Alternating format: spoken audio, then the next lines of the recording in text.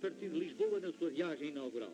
O pavilhão ministerial assinala que a bordo segue o Sr. Comandante Sarmento Rodrigues na primeira visita do Ministro do Ultramar às províncias portuguesas do Oriente.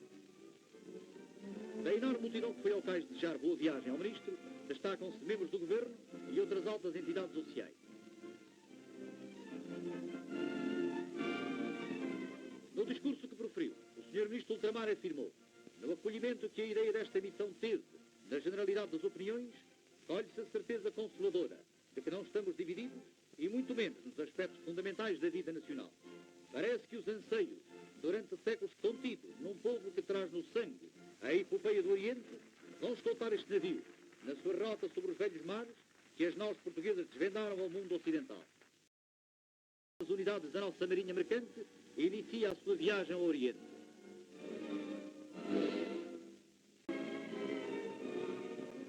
O Sr. Ministro do Ultramar trabalha a bordo do Índia como faria no Ministério, despachando com o seu chefe de gabinete e resolvendo a infindável série de problemas que a sua própria viagem provoca.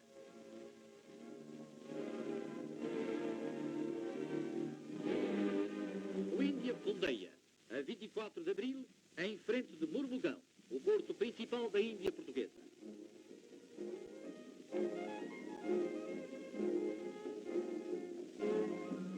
O Governador-Geral, Sr. Comandante Quintanilha Dias, é o primeiro a apresentar cumprimentos de boas-vindas ao Ministro do Ultramar.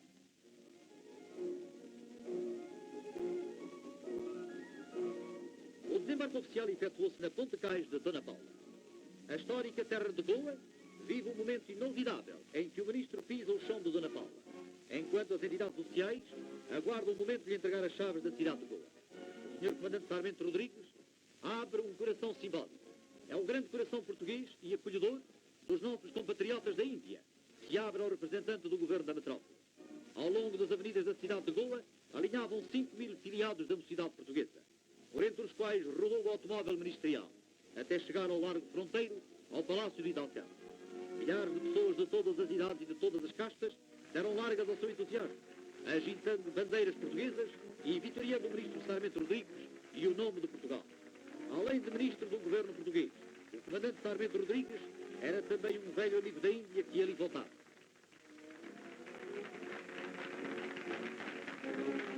Seguiu-se a sessão de boas-vindas na tradicional sala dos vice-reis do secular Palácio de Hidalgo. Aí pronunciou o Sr. Ministro do Ultramar o primoroso discurso em que afirmou: nenhum de nós é mais português do que outro, nenhum foi primeiro nem depois. Entre a assistência, que em seguida desfilou perante o representante da nação, contava-se tudo quanto Goa possui de mais notável, de todas as religiões, de todas as raças e de todas as categorias.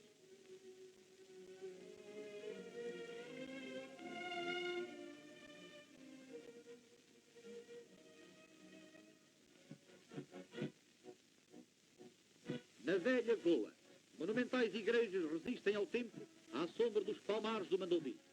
Ali se realizou um tédão de ação de graças pelo êxito da viagem. O Ministro do Ultramar admirou o impressionante arco de ruínas de São Paulo, por onde entravam na velha cidade aqueles que El-Rei mandava a governar a Índia. Na Basílica de Bom Jesus repousam em túmulo de prata os restos incorruptíveis de São Francisco Xavier. Este é o mais sagrado dos lugares de toda a Índia. A nova estação radioemissora de Goa foi inaugurada pelo Sr. Ministro do Ultramar, que fez a primeira comunicação telefónica para o Palácio de Belém, de onde o atendeu e felicitou o chefe do Estado.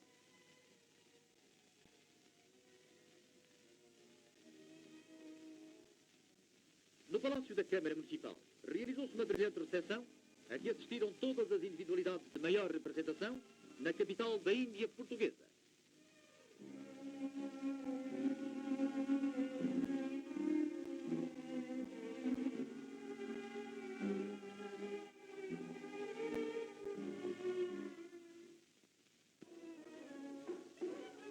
A maravilhosa região de Pondá, com as suas paisagens indescritíveis, recebeu alvoroçadamente a visita ministerial.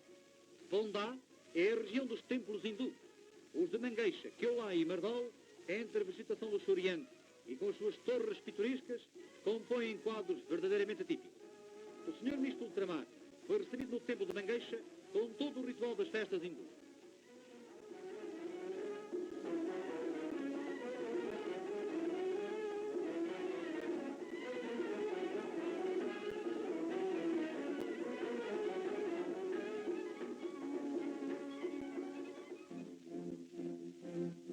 A 28 de abril, o Sr. Ministro do Ultramar chegava a Danão, acompanhado do Governador-Geral e da sua comitiva, e desembarcava na Praia Grande.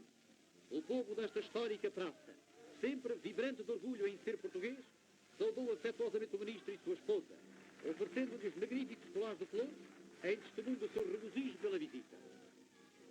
O cortejo ministerial atravessou as ruas, seguindo uma multidão, que soltava vivas ao Ministro de Portugal e que se dirigia ao monumento que recordou os que morreram por Danão.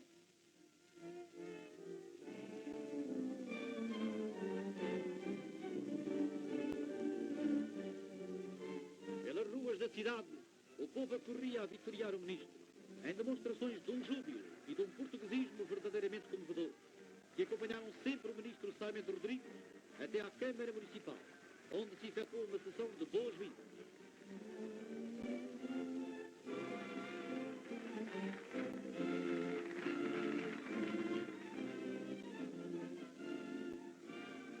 Como se viessem à praia dizer adeus a um velho amigo que há muito vivesse na cidade, estes portugueses de Danão despediram-se do Sr. Comandante Sarmento Rodrigues com manifestações de grande simpatia. Depois, Dio, a histórica praça, cuja fortaleza nos evoca as mais palpitantes horas da epopeia na Índia. Ao longo das ruas, aglomerava-se o povo para assistir ao desembarque. Mais uma etapa triunfal desta jornada extenuante, mas reconfortante, pelas longínquas terras portuguesas. O Sr. Comandante Sarmento Rodrigues assiste a curiosas exibições folclóricas, como esta dança original que as raparigas de Dio executam com todo o ritual indiano. E surgem mais colares de flores, belos testemunhos do amor da gente de Dio por Portugal.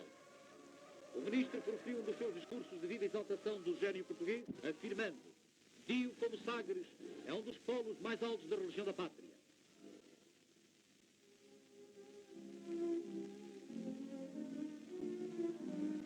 A caminho da Câmara Municipal, a esposa do Sr. Comandante Sarmento Rodrigues descerrou um padrão comemorativo da passagem por Dio do primeiro membro do governo português, que visitou a heroica fortaleza.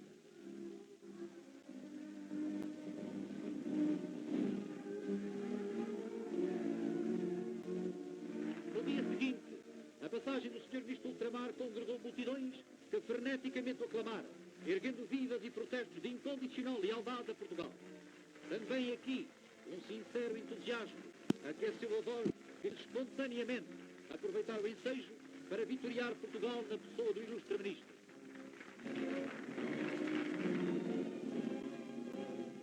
Esta veneranda fortaleza de Dio foi o teatro daquelas quais inacreditáveis façanhas que nos contaram as páginas da história pátria. À vista deste sagrado baluarte, ninguém deixará de compreender que fortes motivos nos mantêm e continuarão a manter na Índia, sejam quais forem as vicissitudes por que o mundo vá passando. E nesta apoteótica despedida, por parte de toda a população de Dio, o Sr. Ministro do Ultramar bem pôde sentir, como no coração de todos, viva Portugal. Durante a estadia do Sr. Ministro do Ultramar em Goa, as forças de marinha prestaram homenagem a Vasco da Gama, cujo monumento se é no Jardim Municipal. Após uma saudação do Tenente Carlos Rodrigues, a cerimónia terminou com um desfile de marinha.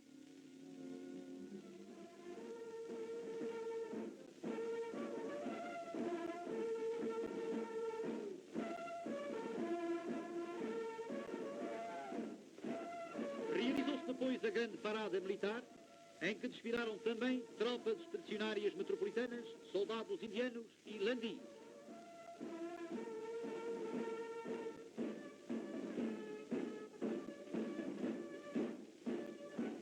O Sr. Ministro do Ultramar, acompanhado pelo Governador-Geral, Comandante Militar, Patriarca das Índias, Agente-Geral do Ultramar, Cônsul da União Indiana e outras altas individualidades, assistiu de uma tribuna a este desfile das forças ao longo da Avenida Marginal.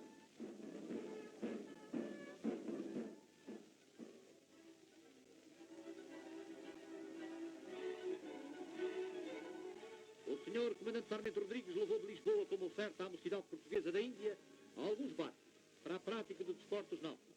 A entrega foi feita na Baía de Dona Paula, local com todas as condições para a prática da vela e do remo. As visitas do Sr. Ministro do Ultramar sucederam-se a um ritmo verdadeiramente esgotante. Agora é Pernem, no extremo norte do território de Goa, e cuja população é quase totalmente hindu.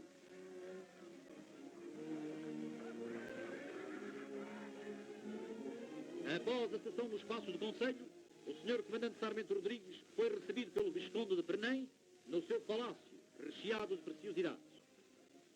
Margão, a capital do Conselho de Salcedo, recebe também fidalgamente, como é seu timbre, a visita do Sr. Ministro do Ultramar, que se estende a várias localidades do Conselho.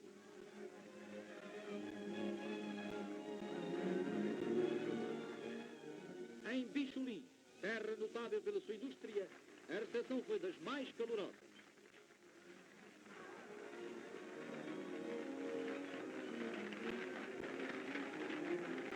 Neste descampado batido pelo sol, entre Bicholim e Satani, fez o Ministro uma paragem para proceder ao lançamento da primeira pedra para o dispensário anti-tuberculoso.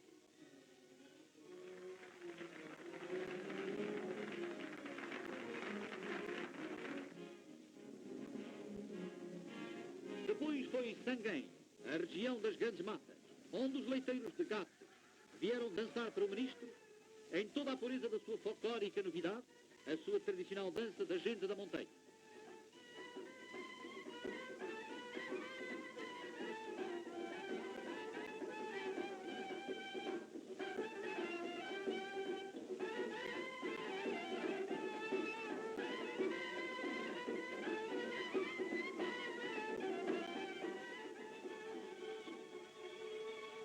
Em Feirotá, o Ministro Sarmento Rodrigues inaugurou a importante obra do canal que beneficia enormemente toda aquela região.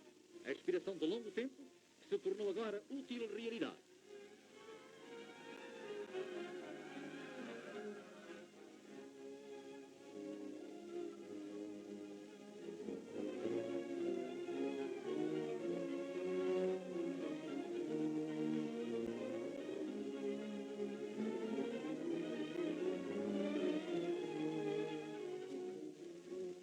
A breve visita às minas de manganés revestiu particular importância.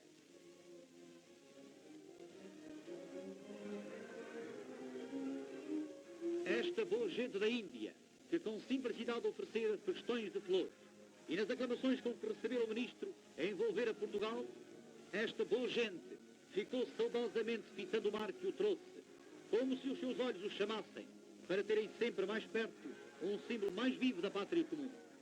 Terminava a histórica visita do Ministro do Ultramar ao Estado da Índia Portuguesa.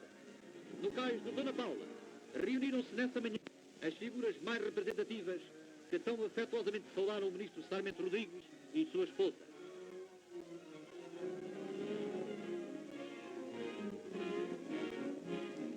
O Sr. Comandante Sarmento Rodrigues partia a caminho de Timor e Macau, levando a todo o Oriente Português a mensagem de amizade dos portugueses da Índia.